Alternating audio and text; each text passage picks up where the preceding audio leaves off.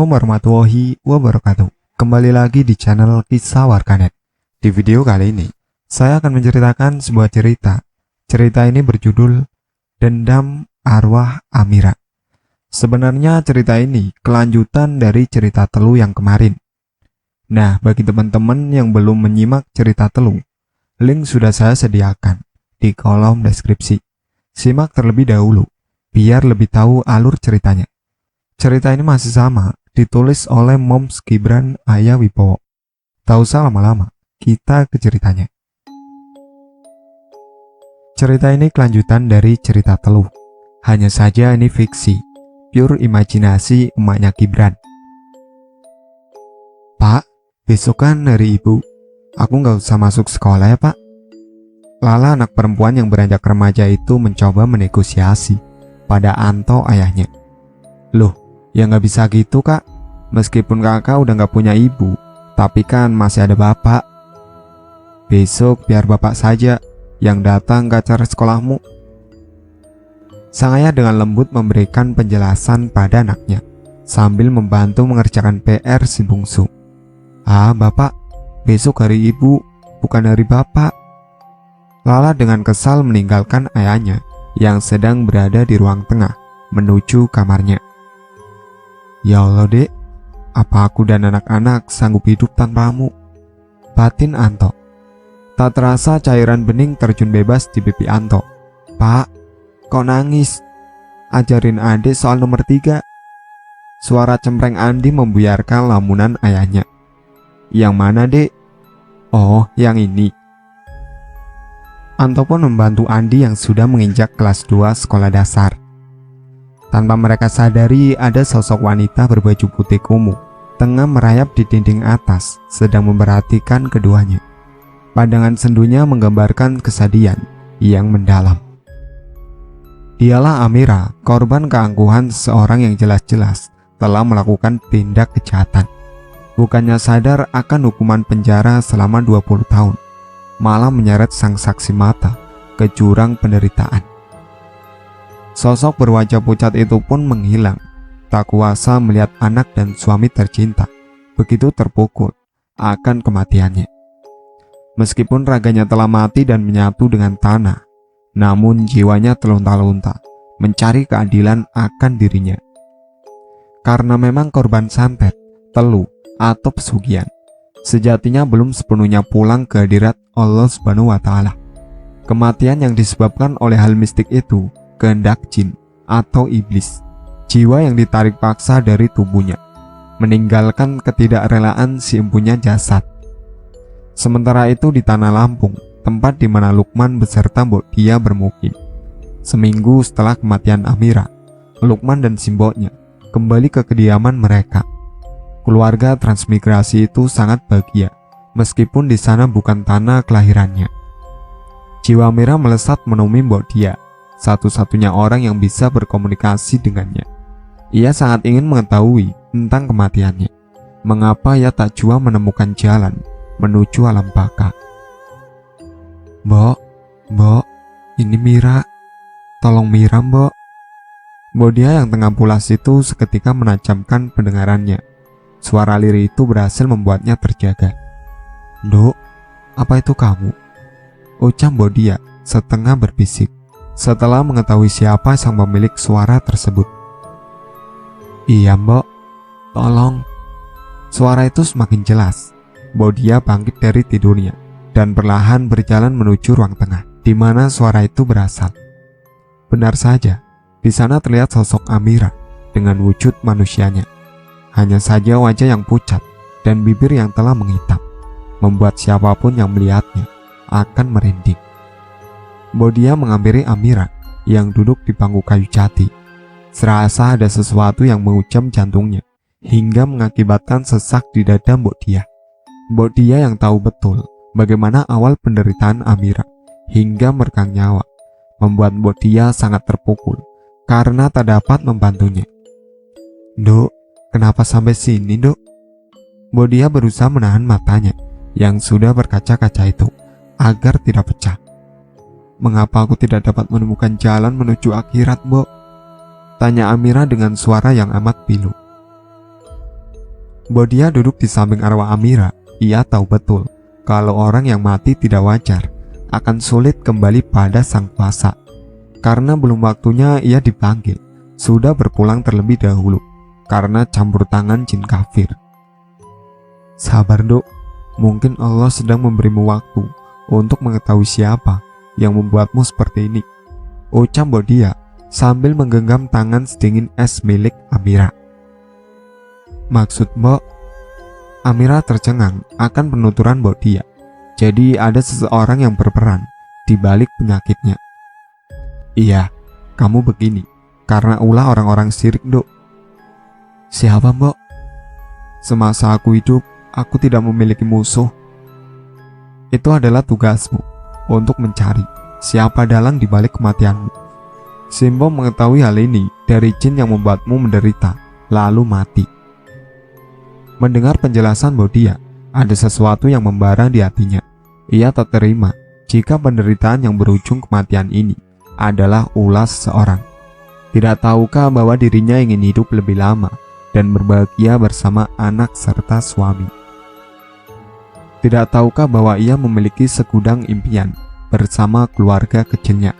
Kini impian itu direnggut paksa oleh manusia biadab. Tangan Amira mengepal erat. Ia ingin segera menuntaskan masalah yang ia sendiri tidak tahu apa penyebabnya. Terima kasih Mbok, sudah banyak membantu. Titip salam untuk Lukman ya Mbok. Mira pamit, ucap Amira lalu melepas genggaman tangan Bodia dan menghilang bersama angin malam yang dingin. Semoga kamu berhasil Duk. Akhirnya pertahanan Bodia lurus sudah. Air matanya keluar tanpa permisi. Kenapa Mbok? Tanya Lukman setelah membuka pintu kamarnya. Karena kamar Lukman bersampingan dengan ruang tengah. Gak apa-apa leh, ucap Bodia seraya mengusap pipinya. Melihat simboknya menangis, Lukman pun menghampirinya. Yakin Mbok? Lah, ini apa? Kok nangis? Lukman juga mengusap pipi ibunya. Ia heran, mengapa tengah malam buta begini ibunya menangis sendirian. Amira datang leh, dia tidak bisa menemukan alamnya yang baru. Kasihan dia leh. Rupanya kematian tidak mengakhiri penderitaannya. Terus gimana Mbok? Mungkin dengan menemukan orang yang meneluhnya, Amira tenang dan lekas kembali pada sang pemilik hidup. Ya sudah, ayo tidur lagi Mbok. Hari masih gelap dan masih ada beberapa jam lagi untuk matahari terbit. Lukman pun menuntun ibunya menuju kamarnya kembali. Latar belakang Anggun. Julian Anggun Drexler, gadis berdarah Jawa Inggris, berparas cantik, tubuh tinggi semampai, dan hidung mancung. Ayah bernama Alex Drexler, berkebangsaan Inggris, dan ibunya bernama Alice Sumaryo, asli Surabaya. Terlahirlah gadis manis dan periang bernama Anggun. Sedari kecil Anggun terbiasa dengan asisten rumah tangganya, karena kedua orang tuanya jarang sekali di rumah. Apalagi sang ayah yang hanya pulang sebulan sekali atau lebih, karena di negara asalnya Alex sudah memiliki keluarga. Alice dan Alex tidak pernah menikah. Hanya saja jika Alex bertugas di Jakarta, maka ia akan tinggal di rumah Alice. Pekerjaan Alex yang mengharuskannya bolak-balik Jakarta membuat mereka leluasa bersama, hingga lahirlah gadis blasteran yang cantik. Meskipun tanpa komitmen, Alex rutin memberikan uang untuk biaya hidup Alice dan Anggun. Alice sendiri mempunyai usaha di bidang fashion yang cukup besar, hingga banyak menyita waktunya. Masa kecil Anggun banyak melakukan hal aneh, seperti membunuh anjing peliharaannya secara sadis. Awalnya Anggun bermain dengan anjingnya seperti pada umumnya. Lalu entah mengapa Anggun kecil membawa anjingnya ke kamar, lalu mencekiknya. Suara pekikan anjing yang tengah sekarat adalah nyanyian paling indah baginya. Lalu anjing itu akhirnya menggelepar di lantai. Itu adalah tarian indah di matanya, dan ia sangat menikmati. Anggun menyeret binatang yang sudah kaku itu ke dalam bedroom dengan karakter kecil yang biasa tersimpan di meja belajarnya. Anggun menguliti dan memotongnya menjadi beberapa bagian, terselip senyuman puas di bibir tipis Anggun. Potongan anjing itu ia buang dan membiarkan disantap binatang liar. Pagi harinya ia akan merengek pada ibunya untuk dibelikan binatang peliharaan lagi. Entah itu kelinci, hamster, atau kucing sekalipun akan bernasib mengenaskan. Ada kepuasan tersendiri bagi Anggun kecil. Sampai ia beranjak remaja, baru ibunya menyadari akan ketidakberesan pada putrinya. Alangkah terkejutnya Alis saat mengetahui Anggun mengalami gangguan pada kejiwaannya. Seminggu 2 kali Anggun menemui psikiater untuk memulihkan jiwa dan pikirannya. Hanya beberapa bulan saja, Anggun sudah menunjukkan kemajuan. Hanya saja ia berubah menjadi temperamental. Jika sudah begitu, Alis akan berusaha menenangkannya dengan cara apapun. Pernah suatu ketika, saat Alis memergoki Anggun, tengah berduaan dengan laki-laki teman sekolahnya, berdalih belajar kelompok. Alis marah besar pada Anggun dan mengusir remaja laki-laki itu. "Kamu apa-apaan ya? Tidak baik kamu bawa cowok ke kamar, berduaan lagi," cercanya. "Aku cuma belajar kelompok, Mam. Aku gak ngapa-ngapain," bela Anggun. "Ini apa?" Alis mengacungkan bungkusan kotak kecil berwarna merah yang belum sempat digunakan. Bukannya mengakui kesalahannya dan meminta maaf, Anggun justru dengan kalap mencaci maki ibunya. "Memangnya kenapa, Mam? Bukankah Mami dan Papi juga sama? Kalian tidak menikah. Aku ini anak tanpa status yang jelas. Bahkan aku sering lihat Mami jalan sama laki-laki berbeda-beda. Jadi apa bedanya aku sama Mami? Kita sama-sama hina. Mami mulai sekarang stop ikut campur urusan hidup aku." Anggun meninggalkan Alis yang sudah berurai air mata. Anggun benar, memang sampai saat ini ia belum menjadi perempuan baik-baik. Kesiapannya membuat Alis sering melampiaskannya pada kekasih-kekasihnya. Ia tak menyadari putri kecilnya ini telah beranjak remaja yang sudah tahu hal-hal semacam ini. Mulai saat itu, Alis tidak posesif lagi terhadap Anggun. Seringkali Anggun pergi dan pulang larut malam. Ia membiarkan Anggun dengan kehidupannya. Ia pun sama.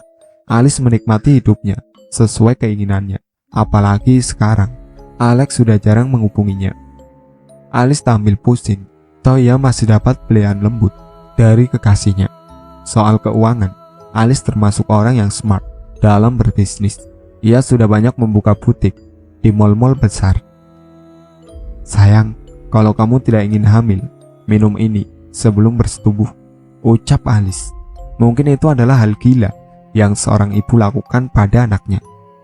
Namun ia juga tidak ingin Anggun hamil di luar keinginan anaknya itu. Hidup kedua wanita beda generasi ini memang gila. Hingga lulus SMA, Anggun sudah menjadi wanita penghibur dengan tarif tinggi, tentunya ditunjang tubuh ideal dan wajah blasterannya. Karena ibunya seringkali membawa pulang laki-laki, Anggun merasa risih dan memutuskan untuk tinggal di mes yang disediakan mucikarinya. Selama beberapa bulan Anggun menjadi primadona di klub night tersebut. Anggun sangat menikmatinya. Berbagai fantasi ia dapatkan dari laki-laki berbagai ras. Sampai suatu ketika, Anggun kecewa pada pria yang menyewa jasanya karena ia tidak tahan lama. Sedangkan Anggun sendiri belum mencapai klimaks. Anggun memaki pria itu. Tentu sebagai penyewa yang sudah mengeluarkan uang banyak, pria tersebut tersinggung dan adu mulut pun tak terhindari. Lalu tak ayal, asbak di atas nakas samping ranjang hotel mendarat dengan mulus pada kening pria berusia 40 tahunan itu. Pria itu mengadu pada sang mucikari. Anggun pun dikandangkan selama 3 minggu. Selama itulah posisi Anggun digantikan oleh perempuan muda berparas ayu dan lembut. Siapapun tidak akan ada yang menduga bahwa wanita ayu itu berprofesi di dunia lendir. Sarah, nama gadis manis berusia 22 tahun, asal Majalengka. Wajah polos dan baby face-nya mampu menghipnotis mata laki-laki yang haus akan selangkangan wanita muda dan cantik. Meskipun nampak polos, konon Sarah sangat final diranjang. Sarah juga rutin merawat diri dan organ kewanitaannya di salon ternama. Tak heran jika bagian intim Sarah selalu wangi dan keset. Sebagai aset berharganya, tentu ini sangat penting baginya. Bos besar sering mengajaknya menginap di luar kota untuk menjadi teman tidur, sekaligus teman berbagi keringat. Anggun tentu sangat marah mengetahui posisinya direbut orang lain. Pernah Anggun melabraknya, namun dengan tenang, Sarah membela diri. Saya nggak bermaksud merebut posisi dan pelanggan kakak. Saya hanya menuruti perintah bos. Jika mami ingin saya melayani si A, maka akan saya lakukan. Jika mami bilang B, maka akan saya kerjakan pula. Bukankah memang begitu pekerjaan kita? Menuruti perintah mucikari kita, katanya sambil tetap tenang dan berusaha memberikan senyuman ramahnya. Di tanah rantau, Sarah tidak ingin memiliki musuh. Bukannya lulu, Anggun justru merasa direndahkan oleh perempuan muda itu. Amarah sukses merasuki hatinya, namun otak warasnya masih bisa diajak kompromi. Ia pun meninggalkan Sarah, lalu masuk kamarnya untuk menghindari hal-hal yang tidak diinginkan. Cerita ini menceritakan kehidupan Sarah sebelum meninggal dibunuh Anggun, dan ini fiksi, tidak diperuntukkan buat yang masih di bawah umur. Tolong bijaksanalah dalam memilih bacaan sesuai usia masing-masing. Selamat sore, apa ini Mas Farel? Tanya Sarah lembut pada laki-laki di hadapannya. Betul sekali, kamu Sarah kan? Jawab laki-laki berkemeja merah marun itu. Ah, iya. Silakan duduk, pinta Farel pada Sarah. Di restoran ternama itu, Sarah menemui kliennya atas arahan sang mami. Laki-laki berusia 30 tahunan, berkulit sawo matang. Meskipun tidak memiliki kulit yang putih, namun laki-laki bernama Farel itu sangat tampan dan manis. Mau makan atau minum? Biar saya pesankan, tawar Farel. Minum saja mas. Ini, pilihlah. Farel menyodorkan daftar menu pada Sarah. Aku mau smoothies mango. Baiklah, lalu Farel memanggil pelayan resto dan meminta pesanan Sarah. Untuk beberapa menit, keduanya hanya saling pandang. Farel tidak menyangka jika pemuas nafsunya, gadis semanis dan segeril ini, tidak ada kesan bahwa ia hanyalah pelacur. Sekilas Farel teringat akan adiknya yang telah tiada. Rambut panjang berponinya dibiarkan tergerai indah. Dress putih tanpa lengan sebatas lutut membalut tubuh mungilnya. Dipadu flat shoes berwarna senada dan tas tangan mungil yang digenggam. Simpel namun tetap cantik. Namun buah dadanya yang padat berisi tak mampu Sarah sembunyikan. Meskipun tertutup, namun benjolan yang ditimbulkan sangat menyegarkan mata laki-laki yang memandang. Itu adalah aset pentingnya, tidak ada polesan terlebih pada wajah baby face-nya. Cantik sekali dan imut. Meskipun tanpa susuk atau semacamnya, Sarah sangat cantik mempesona alami. Bagaimana awal mengapa Sarah memilih profesi berlendir ini, hanya Amira yang tahu. Karena selama ia tinggal di mes, hanya Amira lah teman terdekatnya. Farel sebenarnya sudah memiliki kekasih, seprofesi pula dengan Sarah. Namun ia menemukan kejenuhan pada kekasihnya itu, hingga ia lebih memilih mengeluarkan uang untuk menyewa wanita. Selama ini memang kekasihnya lah yang memberikan kepuasan secara cuma-cuma. Oh iya mas, boleh kita percepat. Soalnya nanti malam aku ada janji, ucap Sarah canggung. Karena dari tadi hanya mengobrol ngalor ngidul. Minuman di depannya pun sudah tandas. Baiklah, rupanya sudah tak sabar kamu. Tangan Farel mengusap kemas rambut Sarah, lalu beranjak dari duduknya. Setelah membayar pesanannya, Farel dan Sarah menuju pintu keluar. Kamu tunggu sini, aku ambil mobil dulu. Tak perlu menunggu jawaban, Farel berlari kecil menuju tempat ia parkirkan mobilnya. Di saat bersamaan, ada perempuan cantik dengan wajah kebule-bulean sedang mengamati mereka dari kejauhan. Kita main di rumahku aja ya, ujar Farel saat keduanya sudah memasuki mobil. Apa tidak ada tempat lain? Aku tidak enak pada keluargamu, tanya Sarah. Oh, ayolah, aku tinggal sendirian di rumah. Lagi pula itu rumah milikku sendiri. Baiklah. Keduanya tenggelam dalam pikiran masing-masing. Tanpa Farel sadari, ada mobil lain yang mengikutinya. Raut kecewa dan geram nampak jelas terukir di wajah Indo pemilik mobil yang sedang mengikuti Farel. Sesampainya di rumah yang terbilang cukup besar, Farel serta Sarah masuk setelah sebelumnya Farel menekan suatu remote. Lalu tak lama, gerbang rumah tersebut terbuka, lalu menutup dengan sendirinya. Farel menggandeng tangan halus milik Sarah, memasuki istana miliknya. Di sisi lain, seseorang yang sedari tadi mengikuti mereka mengendap masuk melalui pintu kecil samping gerbang. Anggun, kekasih Farel. Karena seringkali ia dibawa Farel ke rumah ini, ditambah ia memiliki kunci cadangan yang diberikan Farel kala itu untuk memudahkan akses Anggun keluar masuk saat Farel sedang haus belayannya. Tanpa bersusah payah turun dari ranjang, kini kunci itu sangat berguna di saat seperti ini.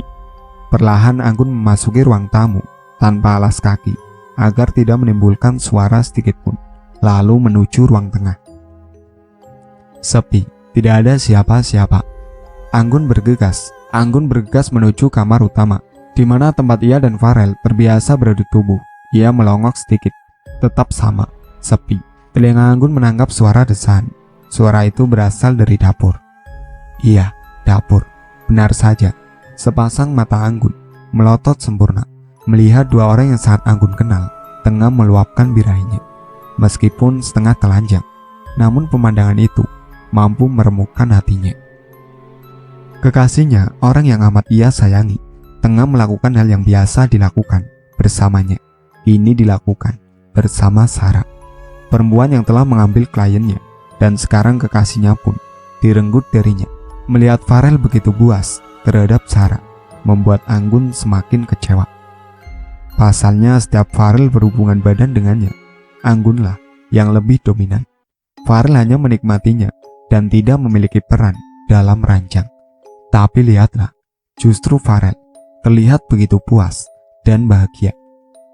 Sarah hanya pasrah menerima serangan demi serangan dari Farel.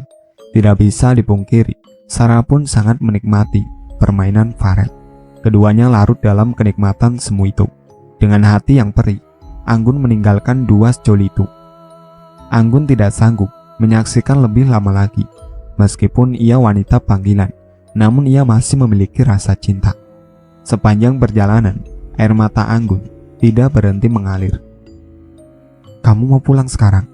tanya Farel saat Sarah keluar dari kamar mandi untuk membersihkan diri dari peluh dan lendir. "Iya, Mami bilang nanti jam 10 malam ada tamu," ucap Sarah sambil menyisir rambut hitamnya yang berantakan. "Sekarang baru jam 8, bagaimana kalau kita bermain lagi?" tawar Farel. Sarah terlihat sedang berpikir. "Ayolah sayang, lagi pula kamu belum melayaniku. Kamu lupa, tadi akulah yang melayanimu," ujuk Farel. Terlihat pipi cabi Sarah agak memerah karena malu. Sarah mendekati Farel yang masih duduk di minibar rumahnya, tak jauh dari dapur. "Oh begitu, jadi kamu ingin aku balas dendam?" ucap Sarah yang kini sedang tepat di hadapan Farel. "Tentu, tunjukkan kemampuanmu," tantang Farel. Lalu keduanya kembali merajut dosa di kamar megah milik Farel. Keahlian Sarah membuat Farel kepayahan. Tubuh sintalnya meliuk-liuk di atas Farel. Rambutnya yang basah oleh keringat menambah rasa greget Farel. Hal ini tidak ia temukan pada Anggun, kekasihnya. Durasi yang cukup lama membuat mereka kelelahan pasca beradu senjata. Dengan gontai, Sarah kembali membersihkan diri di kamar mandi. "Oh sayang, permainanmu sangat luar biasa," puji Farel saat Sarah telah selesai. "Terima kasih. Aku sudah tambahkan sejumlah uang di rekeningmu," ucap Farel sambil menyodorkan ponselnya yang tertera bukti transferan di M-Banking. "Baiklah, boleh aku pulang sekarang?" pinta Sarah. "Boleh, tapi dengan satu syarat. Kita harus melakukannya lagi. Aku akan bayar 2 kali lipat," kata Farel. "Iya, pasti. Khusus untukmu. Tidak ada nominal di antara kita," ucap Sarah. Tentu ini disambut senang oleh Farel. Sarah pun tidak ingin menjadi wanita yang picik. Ia menyukai Farel dan permainannya. Sangat rakus sekali rasanya bila ia pun harus memberikan harga atas apa yang didapatkan. Aku naik taksi online saja, jaga Sarah saat Farel akan mengantarkan pulang. Setelah bertukar nomor ponsel dan sedikit berbasa-basi, Sarah pun pamit dengan taksi pesanannya.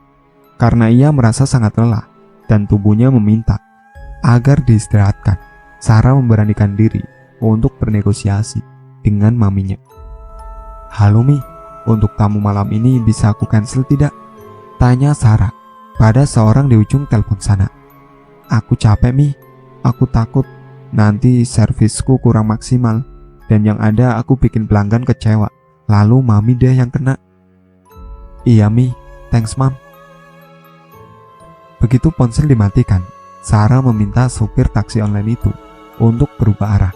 Ada penolakan yang dilakukan supir itu, mengingat itu tidak sesuai aplikasi. Namun karena Sarah terus membujuk dan akan menambahkan tarifnya, akhirnya sang sopir bersedia.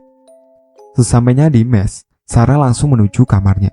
Saat memasuki kamarnya, tiba-tiba ia merindukan seseorang yang biasa menemaninya untuk berbagi cerita. Ia merindukan Amira, satu-satunya orang yang Sarah anggap saudara di sini.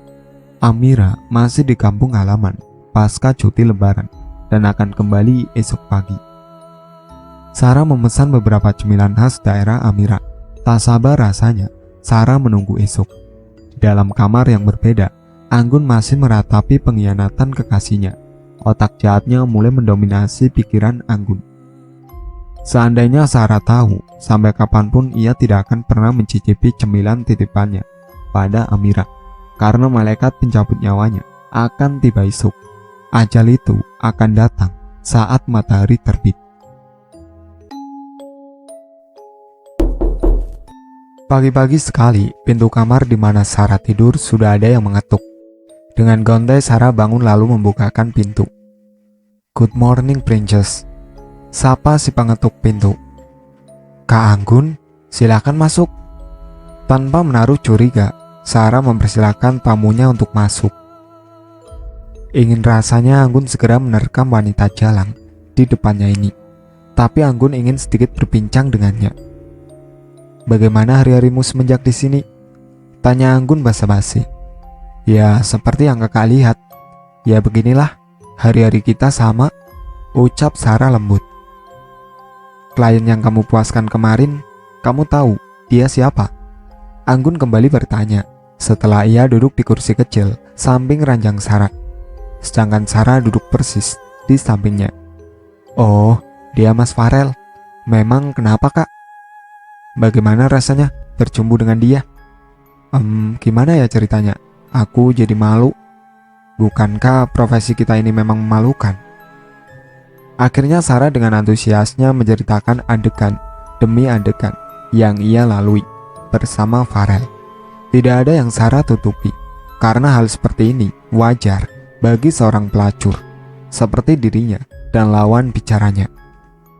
Hati Anggun sangat geram mendengar dan membayangkan kekasihnya bersetubuh dengan wanita di depannya ini. Ia lelah terus-menerus menangis karena dikhianati. Akan ia akhiri sekarang. Dering ponsel Sarah sejenak menghentikan Sarah yang sedang berceloteh dan membuyarkan pikiran Anggun. "Sebentar ya kak, aku angkat telepon dulu," ucap Sarah lalu bergegas mengambil ponselnya yang terletak di meja riasnya. "Halo, dengan siapa ini?" tanya Sarah pada orang yang menelponnya, karena memang nomor tersebut tidak bernama. "Apa kamu lupa? Ini aku, pelanggan barumu," jawab seseorang di ujung sambungan. "Ah, ini pasti Mas Farel. Ada apa kak? Kangen ya sama aku," ucap Sarah manja. Ia tak tahu wanita yang di sampingnya itu adalah kekasih dari si penelpon. Ia terus berbincang dengannya dengan nada mendayu-dayu. Dada Anggun semakin sesak. Begitu mudahnya Farel berpaling darinya, lalu bermain gila dengan pelacur pula. Sarah masih saja asik mengobrol dengan Farel, tanpa menyadari tamu yang di sampingnya sedang mengambil sesuatu dari saku hoodie yang dikenakan. Sesekali Sarah tersipu, lalu tersenyum dan tertawa. Entah apa yang mereka bicarakan. "Baik mas, nanti siang aku ke rumah mas ya," ucap Sarah. "Siap mas, aku pasti dandan yang cantik buat Mas Farel," See you, bye. Sarah menutup ponselnya. Maaf kak, aku lama ya nelponnya, ucap Sarah pada Anggun yang menatap tajam pada dirinya. Sarah takut Anggun merasa diabaikan. Santai saja, rupanya nanti siang kamu akan ada janji ya, ucap Anggun dengan senyum sinisnya. Iya kak, kebetulan hari ini tidak ada job, jawab Sarah yang mulai tidak nyaman dengan Anggun. Anggun berdiri lalu perlahan mendekati Sarah. Melihat itu Sarah bingung apa yang akan dilakukan Anggun padanya. Ia melihat tangan Anggun yang tersembunyi di balik kantong hoodie yang dikenakan. Sarah beringsut mundur, tatapan Anggun sangat mengerikan. Kak, kakak, kenapa? Tanya Sarah terbata-bata. Kamu masih tanya aku kenapa? Hah? Kamu tahu, aku muak sekali dengan kamu. Kamu tahu siapa Farel? Hah? Dia itu pacar aku. Kita sudah seperti suami istri dan kami akan menikah. Lalu kamu tiba-tiba datang, lalu merebutnya. Cerca Anggun, emosinya mulai meledak-ledak. Aku tidak tahu kalau dia pacar kakak, ucap Sarah semakin ketakutan. Ah, dasar murahan, teriaknya. Maaf kak, aku sungguh-sungguh tidak tahu. Maaf, terlambat sayang. Kamu ada janji kan nanti siang? Aku jamin kamu tidak akan pernah menepati janjimu itu, seru Anggun sambil mengeluarkan sebilah pisau buah yang ia simpan di balik kantong hoodie-nya. Lalu sedetik kemudian ujung mata pisau itu Anggun layangkan tepat ke perut Sarah. 3 kali Anggun menancapkan, terakhir ia menusuk sangat dalam, lalu memutar gagang pisau itu hingga menimbulkan bunyi tulang rusuk yang mungkin rusak. Mata Sarah melotot sempurna tatkala perutnya tertembus sebilah pisau. Sakit dan nyeri tiada terkira. Sarah merasa organ dalamnya seperti tercabik-cabik dan perih. Tangan mulusnya berlumuran cairan hangat dalam perutnya. Susah payah Sarah ingin berteriak meminta tolong, namun suaranya tercekat di tenggorokan. Sarah tidak bisa menopang lagi tubuhnya, lalu ambruk. Nafasnya tersengal-sengal. Ia merasa ada sesuatu yang kuat menariknya dari ubun-ubun. Dengan mata yang basah oleh air mata, Sarah melihat Anggun tersenyum puas melihat dirinya terkapar. Ia berjanji dalam hati akan membalas perbuatan Anggun. Dengan tarikan nafas panjang, akhirnya jiwa itu terlepas dari raga yang sudah porak-poranda oleh pisau milik Anggun. Selamat jalan-jalan. Anggun tersentak kaget melihat petugas kebersihan mengetahui aksinya. Anggun bersikap setenang mungkin. Ia tahu wanita desa seperti dia akan mudah diancam untuk tutup mulut. Benar saja, hanya dengan atas nyawanya, petugas kebersihan bernama Amira itu mengangguk patuh. Dia tidak mungkin membeberkan semuanya terpancar dari raut wajahnya yang ketakutan. Sebelum semua penghuni mes tahu, Anggun langsung pergi, meninggalkan kamar Sarah, membiarkan Amira bersama mayat sundal itu. Anggun turun ke lobi, lalu menuju tempat di mana mobilnya terparkir. Anggun menyalakan mobilnya dan berjalan menuju rumah mamanya. Tapi sayangnya, seminggu kemudian, Anggun ditangkap polisi di kediaman mamanya. Tanpa mengelak dan menghindar, Anggun dengan mudah dijebloskan ke bui dengan barang bukti dan kesaksian dari Amira. Berbulan-bulan ia mendekam di penjara. Ia geram pada perempuan kampung yang telah melaporkannya. Kamu harus membayar semuanya, wanita sialan, teriak Anggun dalam hati. Di suatu hari, Bu Alis mama Anggun menjenguknya. Ini kesempatan untuk Anggun mengutarakan niatnya. Setelah Anggun bercerita, Bu Alis sempat menolak. Namun lagi-lagi, Anggun mengancam mamanya jika ia akan bunuh diri jika keinginannya tidak terpenuhi. Akhirnya Bu Alis pun mengiyakan. Bagi Bu Alis, berinteraksi dengan dukun atau paranormal adalah hal biasa untuknya. Butiknya, wajahnya, dan wajah anaknya ada campur tangan dari dukun. Minggu berikutnya Bu Alis kembali mengunjungi Anggun dan mengatakan jika ia sudah menemukan kemauan anaknya itu. Anaknya pun kembali puas, meskipun ia harus melewati masa hukuman yang sangat lama. Paling tidak, wanita yang membuatnya dipenjara akan mati juga, seperti Sarah. Jiwa terombang-ambing tak menentu, mencari-cari seonggok manusia laknat yang telah membuatku terpisah selamanya dengan anak-anakku yang masih kecil, serta suami yang sangat aku kasih. Desau angin mengantarkan aku pada ibu kota, di mana aku mencari rezeki untuk impian keluarga kecilku. Bangunan jenis ruko dengan 4 lantai, bangunan bercat putih kusam ini, tak banyak berubah.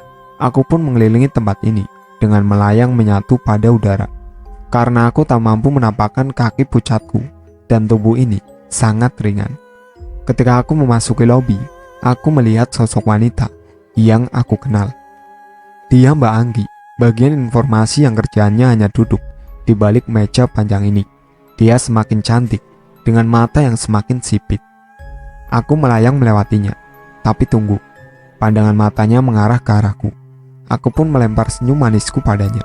Meskipun aku tahu saat ini senyum itu akan terlihat sangat mengerikan. "Mbak Amira, mau kemana?" tanyanya dengan mata yang mengawasi sekeliling. Perlahan aku pun menghampirinya. "Mbak Anggi, apa Mbak bisa melihatku?" Aku heran, meskipun aku tak beraga, tapi dia bisa melihatku. Mbak Anggi hanya mengangguk, menandakan memang dia dapat melihat rupaku. "Aku sudah mendengar kabar bahwa Mbak Amira sudah berpulang. Aku kira Mbak sudah tenang, tapi kenapa Mbak masih berkeliaran di sini? Adakah urusan yang belum terselesaikan?" Mendengar pertanyaan itu, aku pun mencurahkan apa yang sebenarnya terjadi. Begitupun penyebab kematianku. Jikapun itu adalah kebenarannya, dia harus mendapatkan ganjaran yang setimpal. "Tunggulah di sini sebentar. Saat jam istirahat nanti, aku akan mengantarmu ke sel perempuan kecil itu," tuturnya geram. Jam menunjukkan pukul 4:30 sore. Waktunya penghuni mes ini menjalankan tugasnya sebagai penyedia jasa selangkangan. Mereka cantik-cantik, banyak dari mereka yang belum aku kenal. Mungkin anak baru. Sayang sekali, masa hidup mereka hanya untuk mencetak dosa. Tidaklah mereka menyadari akan adanya surga dan neraka. Rohku saja tidak tahu akan berakhir di mana. Mbak Amira tahu tidak, arwah Sarah dulu pun sering kesini. Aku memperhatikan gerak-geriknya. Dia beraktivitas sama persis manusia biasa. Sampai aku menegurnya, sama persis seperti aku menegur Mbak Amira tadi, kata Mbak Anggi. "Lalu?" tanyaku. Dia belum menerima kematiannya. Dia masih suka di sini. Pernah suatu malam aku melihatnya keluar, hendak pergi. Aku tanya mau kemana. Dia jawab katanya mau ketemu pacarnya, terangnya. "Apa sekarang Sarah masih di sini?" tanyaku. "Tidak, sejak malam itu aku tidak melihatnya lagi," ucap Mbak Anggi dengan tatapan mata menerawang jauh. Sejak kapan Mbak Anggi bisa melihat dan berinteraksi dengan orang yang sudah mati seperti aku? Tanyaku karena penasaran. "Sejak aku pertama mendapatkan haid," jawabnya tegas. "Udah yuk, aku antar Mbak Amira ke tempat di mana Anggun mendekam," sambungnya. Aku melayang mengikuti langkah Mbak Anggi. Setelah mengenakan helm berwarna merah, lantas Mbak Anggi menstarter motor metiknya. Aku duduk di belakangnya. "Sudah mati pun Mbak masih berat juga ya," ucap Mbak Anggi meledekku. Bibirku jadi maju 10 cm. Sebel. Kami pun melaju membelah kepadatan kota metropolitan ini. Di malam hari kota ini sangat cantik. Gedung yang menjulang tinggi dihiasi berbagai lampu kelap-kelip dengan beragam pola dan warna. Namun di balik semua itu, terselip kepedihan pada orang yang bernasib sepertiku. Aku melihat mereka yang sudah mati menempati beberapa sudut bangunan. Rupa mereka beragam, ada yang seram, ada pula yang cantik. Bahkan ada yang berlagak seperti masih hidup. Mereka berjalan, makan, berbicara sama seperti orang yang masih hidup. Apakah itu juga yang terjadi pada Sarah? Sarah, aku merindukan masa-masa kita, di mana kita selalu bertukar cerita dan pengalaman hidup. Nah, sampai. Tugasku cuma sampai sini. Tuntaskan urusan Mbak, lalu beristirahatlah dengan tenang, ucap Mbak Anggi dengan senyuman tulusnya, membuat kedua kornea matanya tak terlihat karena pipi yang mengembang melukiskan senyum manis. "Baik Mbak, terima kasih." Mbak Anggi mengangguk dan melambaikan tangannya. Sesaat setelah aku terbang menjauh, Aku menelusuri tiap ruang di bangunan besar ini. Tak kutemui wajah itu. Kebanyakan penghuni sel adalah perempuan. Begitu pula dengan sipirnya. Tempat ini sangat pengap. Mataku tertuju pada perempuan berpakaian biru tua yang sedang meringkuk, menyembunyikan kepalanya di antara kedua lututnya. Ini jatah makan kalian, habiskan. Kalian harus tetap makan untuk hidup, agar bisa menikmati indahnya jeruji besi, kata seorang sipir wanita berbadan gemuk dengan nada mengejek. Sipir itu memasukkan piring lebar yang terbuat dari seng melalui bawah jeruji. Sipir itu mendorong troli panjang, lalu memasukkan piring-piring tersebut ke dalam sel. Terlihat penghuni sel dengan lahap menyantap makanan yang disediakan. Aku melihatnya sangat bergidik. Apa mereka tak pernah makan? Sampai makan pun seperti binatang, rakus. Netraku menoleh pada wanita yang sedari tadi. Ia tak bergeming, meski teman sel-selnya saling berebut makanan. Aku yang penasaran tingkat golongan roh pun akhirnya mendekat. "Hei lacur, cepat makan." Aku terlonjak kaget. Teriakan dari sipir Tambun itu mengagetkanku. Jika saja aku masih hidup, pasti jantungku akan copot. Untung aku sudah mati, iya kan? Aku gak level makan makanan sampah kayak gini, jawab wanita yang berstatus tahanan itu. Aku kembali terkaget-kaget. Ternyata dia Anggun, orang yang harus bertanggung jawab atas segalanya. "Terserah saja, pilihanmu hanya makan atau mati kelaparan," ucap sipir itu. "Hubungi mamaku, suruh dia bawa makanan layak untukku," kata Anggun setengah berteriak. Heran saya, apakah semua orang di sini gak bisa ngomong pelan dengan hati dingin? Semua teriak-teriak bikin kupingku sakit saja. "Mama kau sudah 2 bulan lebih tidak menampakkan batang hidungnya. Masih pula kau berharap dia datang. Kau sudah dilupakan oleh mamamu. Sudahlah, kau makan saja dulu yang ada." Keluar juga logat asli si sipir. Tanpa menunggu reaksi dari Anggun, sipir itu berlalu, meninggalkan deretan sel. Aku lihat Anggun sangat frustasi. Dia menyepak piring itu hingga makanan yang di atasnya berserakan di mana-mana. Sepertinya dia tidak bisa melihatku. Baiklah, aku akan menyusup diam-diam ke dalam mimpi indahmu. Mari kita selesaikan ini dengan caraku. Di padang rumput yang sangat luas, dihiasi beberapa pohon-pohon rindang yang bergoyang pelan karena tertiup angin. Langit biru bersih dengan cahaya matahari yang malu-malu menampakkan dirinya hingga tidak terlalu panas, sejuk sekali. Di tengah padang rumput tersebut terdapat danau yang tidak terlalu luas dengan airnya yang bening. Terlihat sangat damai. Di tepi danau itu terdapat kursi taman yang cantik, berukiran bebungaan. Nampak seorang wanita berwajah Indo duduk di bangku itu sambil menikmati keindahan danau tersebut. Rambut panjangnya melambai-lambai karena sepoi angin. Tatapan matanya sangat indah, namun terdapat jiwa bengis di dalam sana. Tidak ada yang ia lakukan, hanya dia mematung, memandang danau dengan airnya yang jernih. Tiba-tiba air danau tersebut bergejolak perlahan, lalu membesar, hingga membuat wanita cantik itu terkesiap. Langit pun tiba-tiba menjadi gelap. Angin semilir berubah menjadi angin badai. Tak lama muncullah seorang wanita dari dalam air dengan wajah pucat.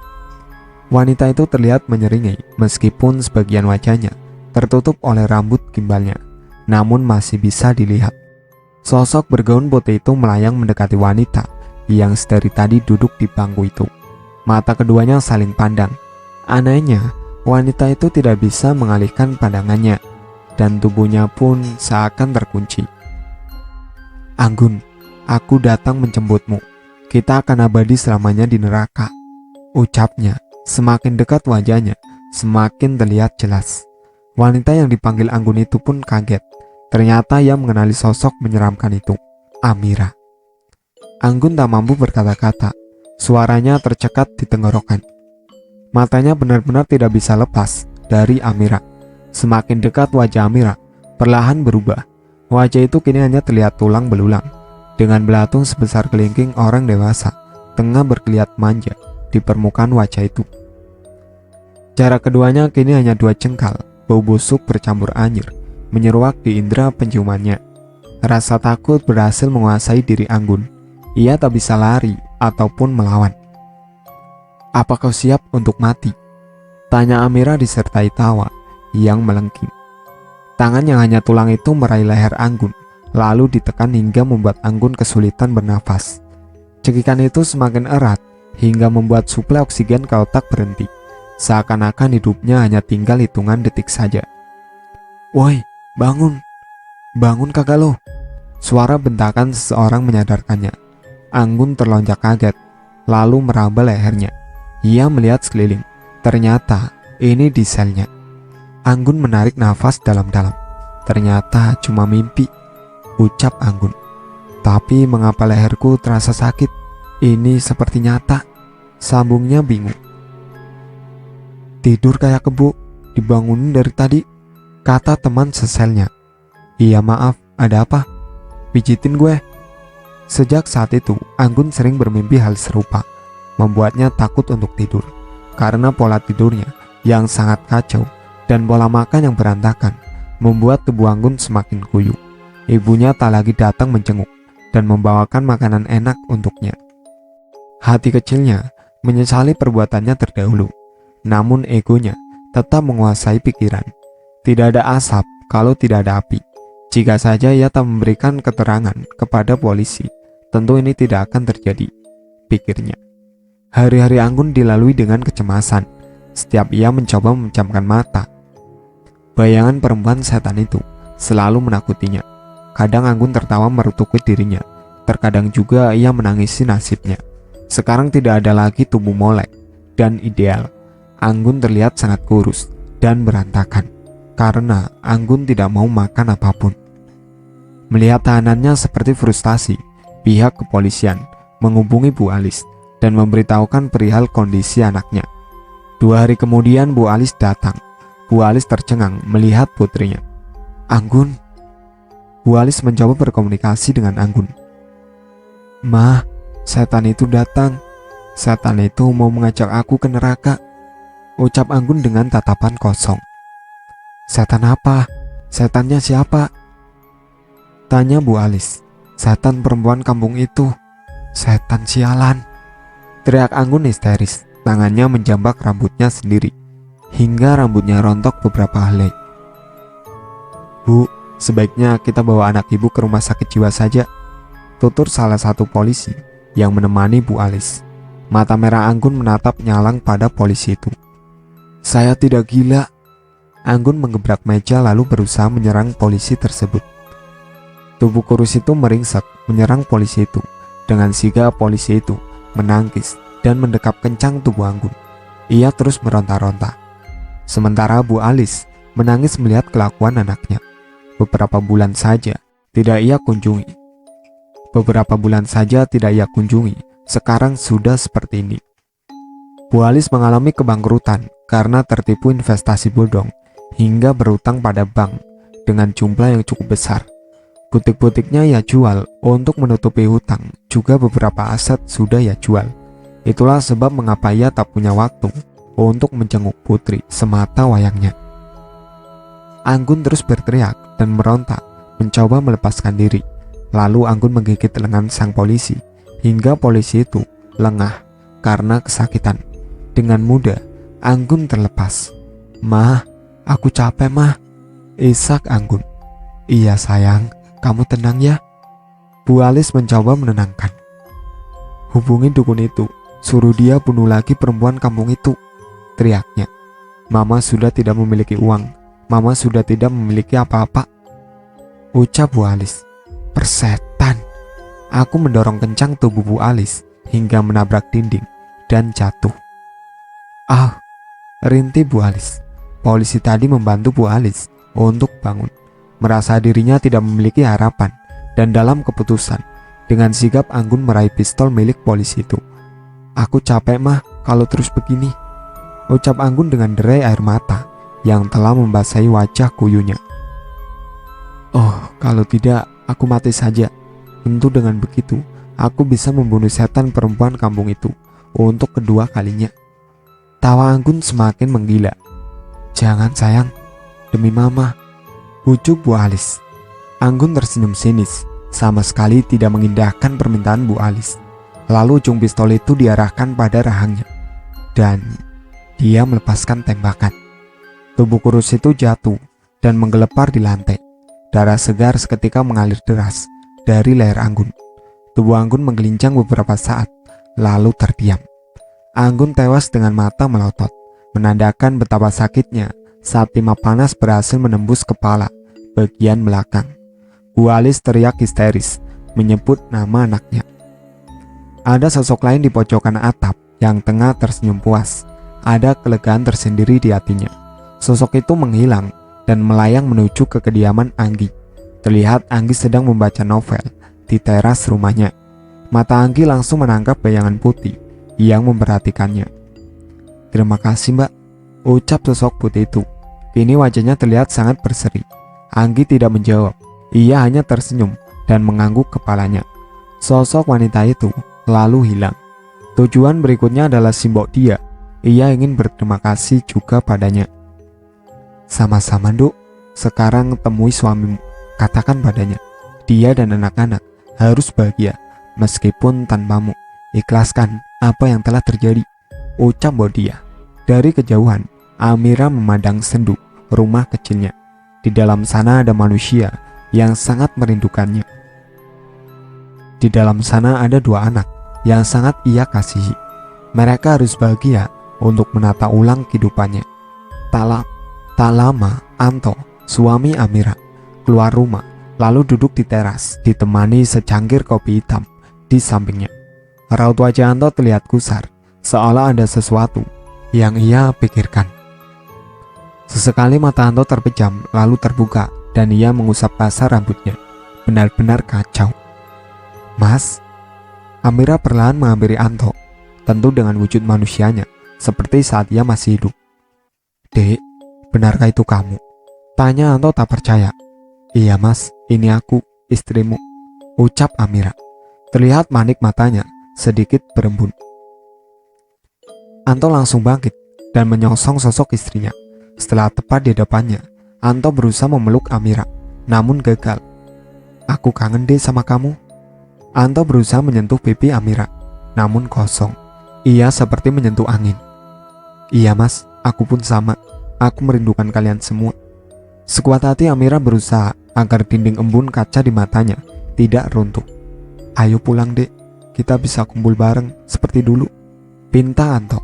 Meskipun ia tahu ini sangat tidak akan mungkin. "Tidak bisa mas, dunia kita sekarang berbeda. Aku kesini hanya untuk pamit denganmu. Aku sudah tuntaskan urusanku. Waktuku telah tiba. Aku tidak bisa lagi menemui kalian." Air mata Amira akhirnya lurus juga. "Kenapa Tuhan tidak adil padaku, dek? Aku dan anak-anak tidak bisa tanpamu. Anak-anak kangen diomelin kamu. Begitupun aku. Aku kangen rayakanmu, dek." Pria kekar itu terisak dalam diam. "Kamu tenang saja. Meskipun di dunia kita tidak bersama, mungkin Tuhan menginginkan kita berkumpul di surga nanti. Jadi ikhlaskan aku. Aku akan damai dan tenang di sana jika kamu dan anak-anak bahagia. Namun jika kalian semua terus bersedih, maka aku pun tidak akan bahagia di sana," ucap Amira. Anto berusaha mengendalikan hati dan pikirannya. Iya, apa yang Amira sampaikan itu benar. Hidup harus tetap berlanjut, mengikuti skenario dan ujian Tuhan, hingga Tuhan berkata, "Hei, kamu sudah lulus." "Baik dek, demi kamu, sekarang kembalilah. Aku akan jaga anak-anak kita sepenuh jiwa raga. Aku akan mendidik anak-anak dengan ilmu agama, agar mereka senantiasa mendoakanmu setiap waktu. Kembalilah." Amira melambaikan tangannya dengan keikhlasan, begitupun Anto. Ia berusaha tersenyum meski dengan keterpaksaan, demi anak-anak. Tak lama seberkas cahaya datang dari langit, lalu melingkupi sosok Amira. Amira tetap melambaikan tangannya dan memberikan senyum terindahnya untuk suaminya, hingga dirinya benar-benar lenyap tak berbekas. Itulah akhir cerita dari Dendam Arwah Amira. Sekian dari saya. Wassalamualaikum warahmatullahi wabarakatuh.